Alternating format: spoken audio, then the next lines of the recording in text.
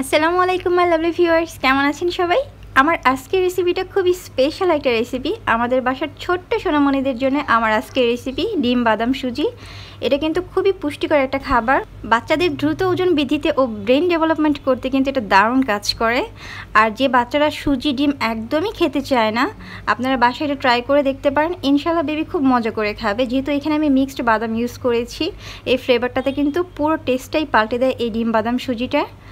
আর শুরুতেই সবাইকে একটা রিকোয়েস্ট করে নিচ্ছি, যারা আমার চ্যানেলে নতুন তারা প্লিজ আমার চ্যানেলটা সাবস্ক্রাইব করে আমার বন্ধু হয়ে পাশে থাকবেন আরও অনেক সুন্দর সুন্দর রেসিপি পেতে। আর ভালো লাগলে একটা লাইক দিবেন। আর যদি ইচ্ছে হয় আপনার বেশি ভালো লাগে তাহলে কিন্তু ফ্রেন্ডস অ্যান্ড ফ্যামিলিদের সাথে আপনি শেয়ার করতে পারেন। সো চলেন শুরু করা যাক। আমাদের যা যা লাগবে, এইখানে আমি সুজি নিয়েছি 3 টেবিল চামচ পরিমাণ। এই সুজিটা কিন্তু আমার নিজের বানানো। আমি এই রেসিপির লিঙ্কটা ডেসক্রিপশনে দিয়ে দিব, কেউ যদি চান তাহলে কিন্তু দেখে নিতে পারেন। খুব সহজে কিন্তু স্বাস্থ্যসম্মতভাবে নিজেরাই কিন্তু বাসায় সুজিটা বানানো যায়, একদমই সহজভাবে। আর আমাদের লাগবে এখানে ফর্মুলা মিল্ক। আমি এখানে 2 টেবিল চামচ পরিমাণ ফর্মুলা মিল্ক নিয়েছি। আপনারা আপনাদের বেবিকে যেই ফর্মুলা মিল্কটা খাওয়ান এখানে সেটা নিয়ে নেবেন। আর কারো বেবির বয়স যদি 2 বছর হয়ে যায় তাহলে কিন্তু আপনি চাইলে গরুর দুধটা দিতে পারেন, বাট আমি আজকে ফর্মুলা মিল্ক দিয়ে দেখাবো সবার সুবিধার্থে, কারণ অনেকের বেবির বয়স কিন্তু এখনও দেখা গিয়েছে 2 বছর হয়নি। আর এইখানে আমি নিয়েছি মিক্সড বাদাম গুঁড়া, এখানে প্রায় 2 টেবিল চামচের মতো আছে।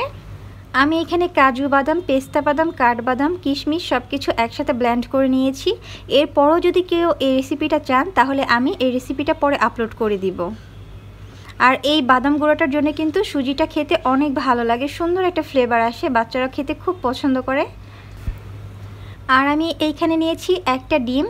অনেক বেবিরাই দেখা যায় যে ডিমটা আসলে খেতে চায় না। আপনারা কিন্তু এইভাবে সুজির সাথে ডিম দিয়ে বানালে কিন্তু বাচ্চারা খুব মজা করে খাবে, একসাথে সবই খাওয়া হয়ে যাবে। আর আমি এখানে বাটার নিয়েছি। আপনারা চাইলে কিন্তু এখানে ঘি ইউজ করতে পারেন, অথবা নর্মাল যে আমরা রান্নার সয়াবিন তেলটা ইউজ করি সেটাও কিন্তু ব্যবহার করতে পারেন। বাট ঘি অথবা বাটার দিয়ে করলে আসলে বাচ্চারা এটা মজা করে খায়, টেস্টটা একটু ভালো লাগে খেতে। সো এখানে আমি হাফ টেবিল চামচের মতো বাটার দিয়ে দিলাম। এইখানে যদি আপনি চান বাটারের বদলে ঘি অথবা তেল দিয়ে দিতে পারেন। সো বাটারটা যখন মেল্ট হয়ে আসবে তখন এখানে আমি দিয়ে দিব সুজি। আমি এখানে 3 টেবিল চামচ আজকে সুজি রান্না করব। আপনার বেবি যতটুকু খায় আপনি ঠিক ততটুকু পরিমাণে এইখানে রান্না করে নেবেন। সো আমি 3 টেবিল চামচ সুজি দিয়ে দিলাম। সুজিটা এখন আগে 2 মিনিট ভেজে নেব হালকা আঁচে। 2 মিনিট ভাজতে ভাজতে যখন দেখবেন 2 মিনিট ভাজা হলে সুন্দর একটা কালার আসবে আর অনেক সুন্দর একটা ফ্লেভারও ছড়াবে, তখন আমরা এখানে দিয়ে দিব বাদাম মিক্স। আর চুলার আঁচটা কিন্তু একদম লো হিটে দিয়ে তারপর এটাকে একটু হালকা ভেজে নেবেন। এই সুজিটা কিন্তু বাচ্চাদের জন্য খুবই উপকারী। আসলে বাচ্চাদের কিন্তু ওজন বৃদ্ধিতে খুব একটা গুরুত্বপূর্ণ ভূমিকা রাখে। সপ্তাহে অন্তত 3 থেকে 4 দিন বাচ্চাদেরকে কিন্তু সুজি দেওয়া যায়। এখন আমি এইখানে বাদাম মিক্সটা দিয়ে দিলাম। বাদাম মিক্সটা দিয়ে এখন আরও প্রায় 2-1 মিনিটের মতো আমি হালকা আঁচে ভেজে নেব। আপনি চাইলে কিন্তু এই খাবারটা বাচ্চাকে রেগুলার সকালবেলাও দিতে পারেন, একবেলা সকালে কিংবা নাস্তায়। এখন এখানে আমি দিয়ে দিলাম 1 কাপ পরিমাণ পানি। 1 কাপ পরিমাণ পানি দিয়ে এখন এটাকে ভালো মতো আমি নেড়ে চেড়ে দিচ্ছি। কেউ যদি চান এখানে কিন্তু গরুর দুধটা অ্যাড করতে পারেন, বাট অবশ্যই কিন্তু বেবির বয়স 2 বছর হতে হবে, তাহলেই আপনি এখানে পানির পরিবর্তে দুধ দিতে পারবেন।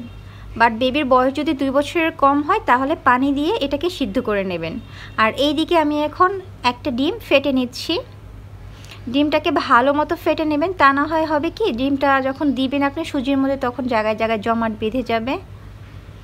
সো এটাকে আমি ভালো মতো আগে ফেটে নিচ্ছি। আর এইদিকে কিন্তু আমাদের সুজি বাদামগুলোও একদম অনেকটাই সিদ্ধ হয়ে এসেছে। এখন আমি অল্প অল্প করে সেই ডিমের মিশ্রণটা দিয়ে ভালো মতো এখন নেড়ে নেব।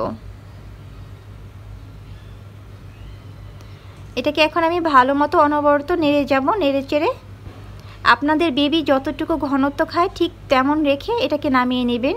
অনেকের বেবি আছে আসলে বেশি ঘন খেতে পারে না, একটু পাতলা পাতলা অবস্থায় আপনারা রেখে কিন্তু নামিয়ে নিতে পারেন। বাট আমার বেবি একটু বেশি ঘন খায় তাই আমি একটু ঘন করে নেব। এইখানে আমি একটু লবণ দিয়ে দিলাম। 1 বছর যদি বয়স হয় বেবির, তাহলে কিন্তু অল্প একটু লবণ চিনি ইউজ করতে পারেন, বাট 1 বছরের বয়স কম হলে কিন্তু লবণ চিনি দেওয়া যাবে না, ডাক্তাররা কিন্তু নিষেধ করে। আমি এখানে 1 চা চামচ চিনি দিয়ে দিলাম। আমার বেবির বয়স যেহেতু 2 বছর, তাই আমি এখানে চিনি দিয়েছি। আপনার বেবির বয়স যদি 1 বছর হয় তাহলে কিন্তু আপনি চিনিটা দিতে পারবেন, বাট 1 বছরের কম হলে চিনি লবণ দেওয়া যাবে না। তবে হ্যাঁ, যদি বেবি একদমই খেতে না চায় তবে সেক্ষেত্রে কিন্তু আপনি এইখানে একটু খেজুর পিউরি করে কিংবা কিশমিশ পিউরি করে দিতে পারেন, সেটার মিষ্টিতে কিন্তু এটা মিষ্টি হবে, কিংবা একটু তাল মিষ্টিও দিতে পারেন, বাট খুবই অল্প পরিমাণে। অনেকের বেবি আসলে দেখা যায় যে একদম মিষ্টি ছাড়া ভালো লাগে না খেতে, তখন কিন্তু আপনি এগুলো অ্যাড করতে পারেন। আসলে মিষ্টি ছাড়া অনেক সময় খেতে ভালো লাগে না, আপনি খেজুর পিউরিটাও যে বললাম, খেজুর কিংবা কিশমিশ এগুলো পিউরি করে দিতে পারেন, কিংবা একটু তাল মিষ্টি দিতে পারেন।